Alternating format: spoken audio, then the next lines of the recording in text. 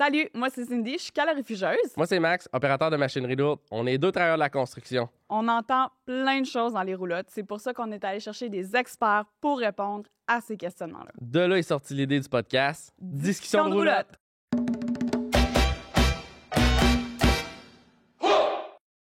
Salut Max. Hey, salut Lucine, ça va? Ça va toi? Ça va très bien, oui. Ça Ouais. va. Super. Hey, question pour toi. Je t'écoute. Sais-tu vraiment comment ta médic elle coûte? Exactement non. As-tu déjà pensé que tu serais mieux avec une assurance privée? Tu pourrais décider toi-même? J'y ai peut-être pensé. Je me suis déjà questionnée à ce sujet-là, Ok. effectivement. Ben, je pense que t'es pas la seule, parce que moi aussi, je me suis posé ces questions-là. Puis, c'est une question qu'on a eue. Fait que, aujourd'hui, on a François, Patrick, qui vont être avec nous autres aujourd'hui pour démystifier ça. Salut. Salut. Bonjour, les gars. Salut. Ça va bien? Ah ouais, très bien. Ça va très bien. bien. Ouais. Super. Merci d'être là. Ouais. C'est de nous accueillir. Merci. Exact. Voulez-vous vous présenter un peu, nous dire votre background? Vous venez d'où? Ben, je m'appelle François Gauvin, je suis conseiller syndical dans la région de Chaudière-Appalaches, puis je suis à la CSD Construction depuis 2007. Ok, Donc, Super. Patrick Daigneault, conseiller syndical dans la région des Laurentides, au syndicat depuis plusieurs années, charpentier menuisier de métier. Ben, bienvenue. Yes, merci d'être là, Content les de vous gars. avoir. Donc, avant d'embarquer dans le gros du sujet, voulez-vous commencer peut-être par nous expliquer c'est quoi la médic, les différents régimes, pourquoi que chaque métier ou peu importe, on n'a pas toutes la même couverture? Ouais, c'est quoi la différence entre la A, la B, la C, la D? Y a-tu une F? C'est quoi? On est rendu dans l'alphabet. arrête tout. Ouais. Effectivement, ben, il y a 4 régimes de base que les travailleurs ont accès. Puis ça va en fonction du nombre d'heures travaillées dans la période de référence. OK. Donc, les travailleurs reçoivent une médic au 1er janvier et au 1er juillet. Et ça, c'est en fonction des heures qu'ils ont fait dans la période de référence. Pour le régime le plus avantageux, c'est le A. Mhm. Donc, ça prend 750 heures dans la période de référence. Puis après ça, ben, ça décline de 150 heures. On va tomber à B pour 600 heures, ainsi de suite. OK. Donc, OK. ça, c'est les principaux régimes de base. Par la suite, ben, je vais laisser mon collègue... C'est ça, peut-être ça va couvrir les frais de médicaments, les frais de dentiste, les frais de lunetterie, etc. Puis il y a des métiers qui ont décidé, lors des négociations, au lieu d'augmenter leur salaire, mais de se créer une médic particulière, un régime supplémentaire au régime de base. Fait que, ils ont mis de l'argent dans ce régime-là, puis ça va leur offrir des protections avantageuses, meilleures que pour la protection des yeux, que ce soit des traitements, de médication ou autre. Fait que certains métiers ont un régime supplémentaire là, qui leur procure une meilleure protection. Puis aussi les régimes aux retraités. Donc, les retraités ont accès à Médic. OK. Donc, le R1, R2, R3 et le régime OK. Z. Ces régimes-là sont prévus pour les retraités de l'industrie de la construction. En conséquence des heures qu'ils ont faites. Effectivement. Donc, c'est sûr qu'il va y avoir un coût associé à ça lorsque la réserve d'heures qui sont attribuées est, dans le fond, quand ils n'ont plus d'heures. Mhm. Parce qu'à la fin de la carrière, souvent, des fois, il y a des heures qui ont été accumulées, qui n'ont pas été utilisées. Donc, ils vont pouvoir bénéficier de Médic gratuitement le temps qu'ils ont une réserve d'heures. Puis, par la suite, ben, ils vont avoir des coûts associés à ça pour avoir accès à leur régime de retraite. OK. La différence entre le régime des retraités et ceux des salariés actuels, c'est qu'ils vont avoir les mêmes protections, que ce soit pour les dents, les lunettes, les choses. Par contre, ils n'auront pas l'assurance salaire que procure le médic de base. Fait que rendu aux retraités, c'est la grosse différence que les retraités n'ont pas au niveau... c'est l'assurance salaire que cette protection-là n'est pas là. Fait que ça couvre pas mal l'ensemble des régimes là, que les travailleurs ou travailleuses ont accès Avec la... via Médic. OK. Puis là, tu sais, si on part de la base, quand on rentre dans la construction, c'est-tu since day one qu'on a, genre, la médic? Faut Ah, ça prend-tu un minimum? C'est ça? Ça prend-tu Ben, un en minimum fait, d'heures? c'est Oui. sûr que si, je vais vous donner un exemple, tu rentres au mois de juin dans l'industrie, Oui. tu commences ta carrière, ben ta première médic va aller à l'année prochaine, au mois de juillet. Donc, tu sais, tu as le temps de cumuler des heures pour la période de C'est ça. référence que je suis. OK. Ouais. Dans le fond, les périodes de référence. Mhm. concorde pas nécessairement avec ton arrivée dans l'industrie. Fait que OK. ça va décaler ta première médic, là. OK, parfait. Puis quand j'ai la médic, j'ai-tu la RAMQ en même temps, qui est le régime du Québec normal?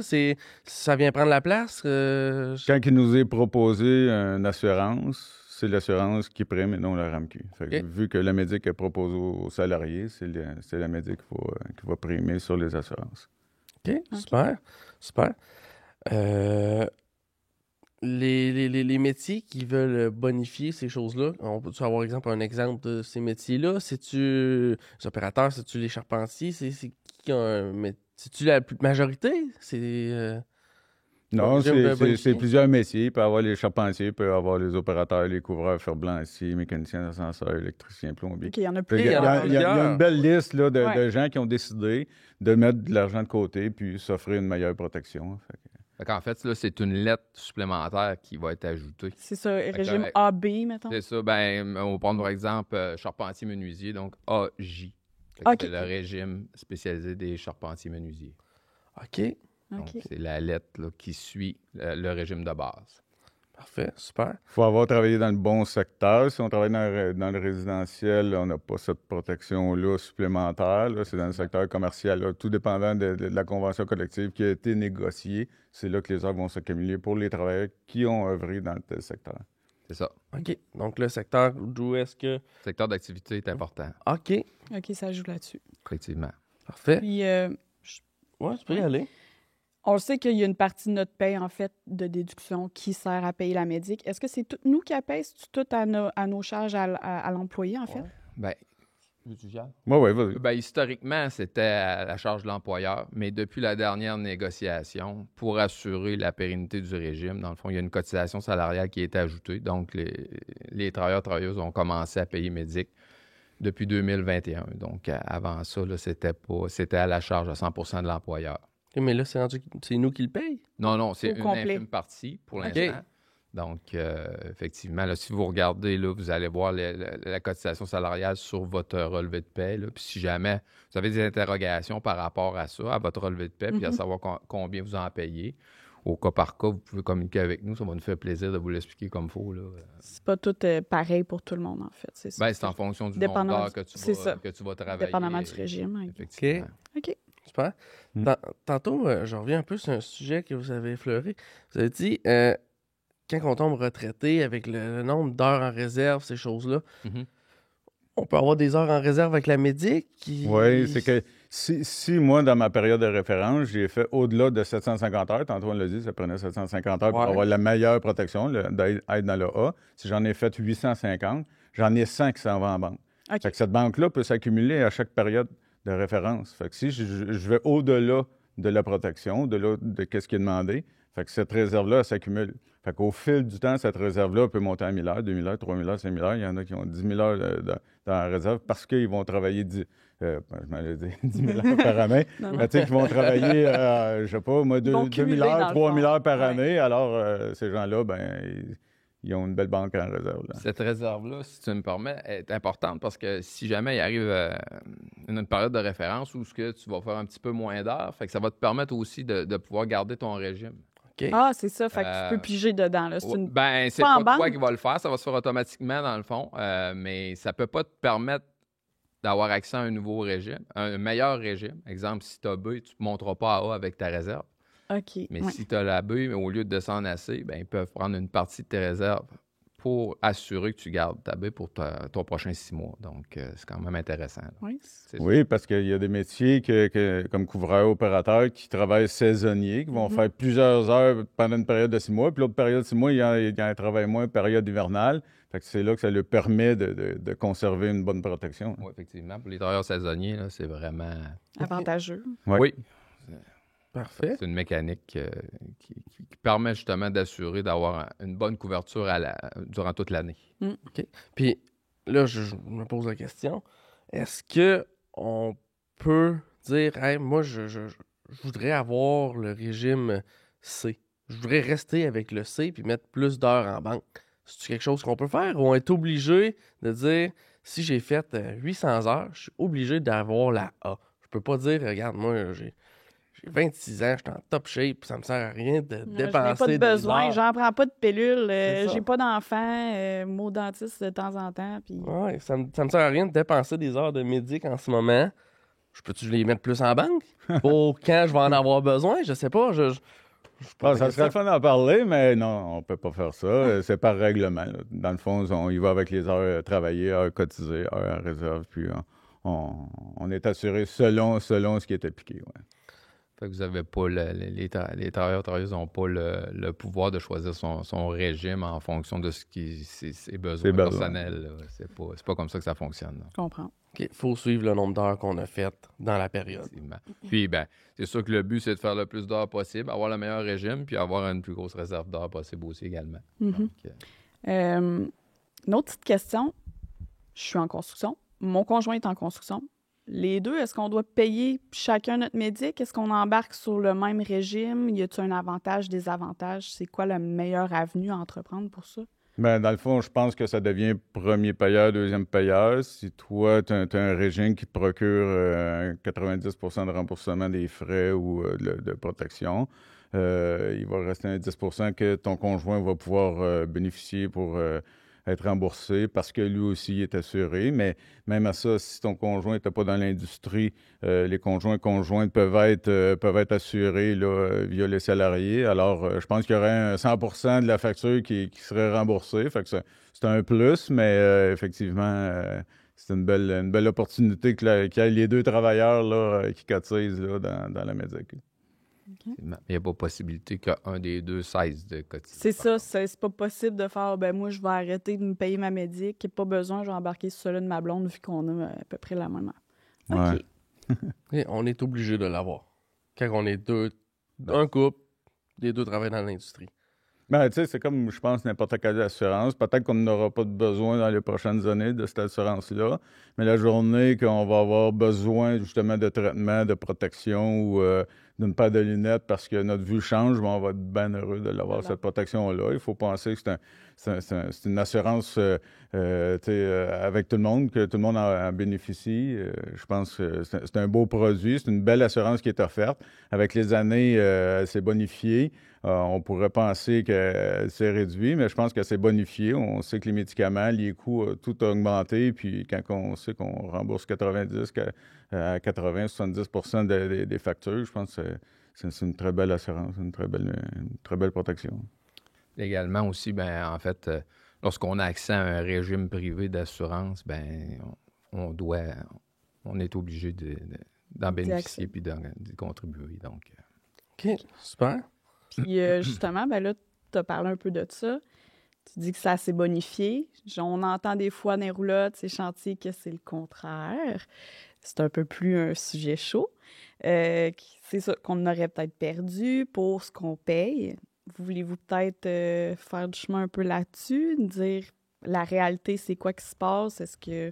effectivement, c'est sûr que, bon, comme mon collègue disait tout à l'heure, au fil des années, le régime, effectivement, s'est amélioré, c'est certain. Par contre, tu sais, il y avait la réalité où ce que notre fonds s'épuisait à vue d'œil dû aux augmentations, justement, des coûts des médicaments. C'est parce que les pharmaceutiques, maintenant, utilisent beaucoup de produits biologiques. Fait que ça a fait exploser les coûts des médicaments. OK. J'ai également les honoraires des pharmaceutiques qui, eux, dans le fond, nous facturent à chaque fois qu'on demande une prescription. Donc, ce que ça a fait, c'est que le fonds se renflouait plus lentement qu'il se dilapidait. Donc, on s'en allait dans le mur. Fait que c'est sûr que le premier réflexe qu'il y a eu des associations syndicales et patronales qui siègent au CASIC, c'était de revoir les bénéfices du régime, de faire en sorte qu'il y a de quoi qu'on peut ajuster pour dire calmer le jeu, pour assurer que notre régime reste en santé. Fait que c'est l'illusion, c'est pas une illusion, mais c'est ce que ça a créé sur les chantiers, c'est de dire « Hey, Caroline, on me rembourse moins tel bénéfice ou quoi que ce soit. » Même si c'est des bénéfices qui étaient acquis à long terme. Mais effectivement, il y a eu une baisse avant la dernière négo des bénéfices. Par contre, là, c'est sûr qu'on a pallié à ça avec ce qu'on a dit tout à l'heure par rapport aux cotisations salariales, puis à l'indexation à chaque année là, du montant qui est versé par heure travaillée, du côté patronal, puis du côté du salarié également.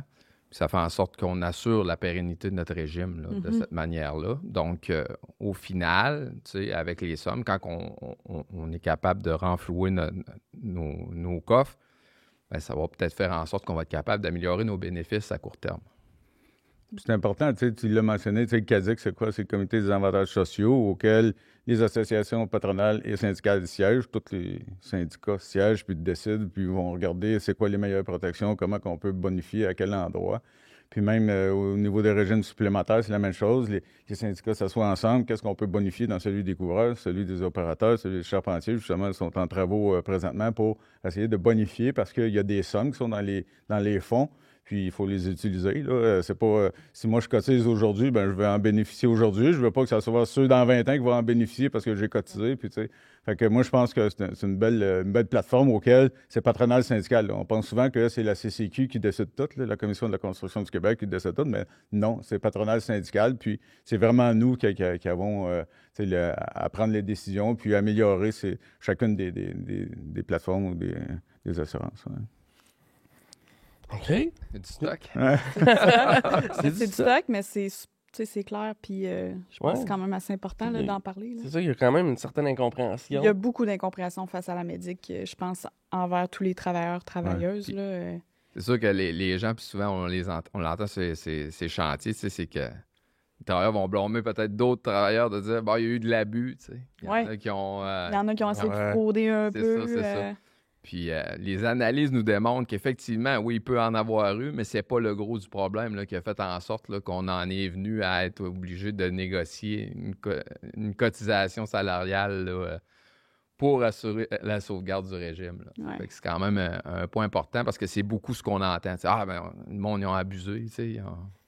Ben, c'est parce que, tu sais, les patrons, c'était eux qui étaient obligés de verser des sommes dans le passé, puis ils ont décidé d'arrêter parce que les autres, ils trouvaient qu'il y avait assez d'argent dans le régime pour qu'ils puissent survivre pendant 10-15 ans, puis finalement, ça n'a pas été le cas. C'est pour ça qu'il y a eu une décision là, de reprendre là, les cotisations pour s'assurer qu'on assure une pérennité dans le temps. Assure une pérennité. Puis c'était un peu la contrepartie de dire, ben, du côté patronal, on va indexer notre contribution en fonction de la contribution également salariale. Fait que ça s'est fait là, dans la dernière ronde de négociation. Là. OK. Parce qu'on était pour la perdre? On s'en allait dans le mur. Sans dire la perdre, ça aurait été délicat parce que le système qu'on expliquait tout à l'heure, au CASIC, où justement les syndicats et les patrons décident un peu du fonctionnement puis de ce qui va, ce que le régime va assurer aux travailleurs. Ça aurait pu arriver là, qu'on perde ce contrôle-là, puis que ça nous soit dicté. Donc, au niveau de justement les bénéfices, là, ce qu'on a droit, là. Donc, c'était le risque qui s'en venait. On voulait pas se rendre là. Non, on va dire ça comme ça, parce qu'on voulait garder le contrôle de notre régime. Là. L'industrie, c'est important que ce soit l'industrie qui contrôle le régime. OK, je comprends. Je sais pas toi, Cine. Oui. Je pense qu'il y a quelque chose à recreuser là-dessus. Mais on est un peu limité dans le temps. Oui. On se fait un deuxième épisode. Ouais, je pense qu'on va aller recreuser ça avec les gars sur un autre épisode. Puis il y a d'autres petites questions. Ça vous tente, là. Ah ouais, on est là. Ouais. Ça serait quelque chose à aller revoir. Puis il y a d'autres petits sujets, je pense qu'il faudrait aller creuser sur la médic. Fait que... Super. Ben, merci beaucoup, François. Merci, Pat. Merci les gars. On se revoit pour un autre épisode. On se revoit. Merci, Max. Merci, Cindy.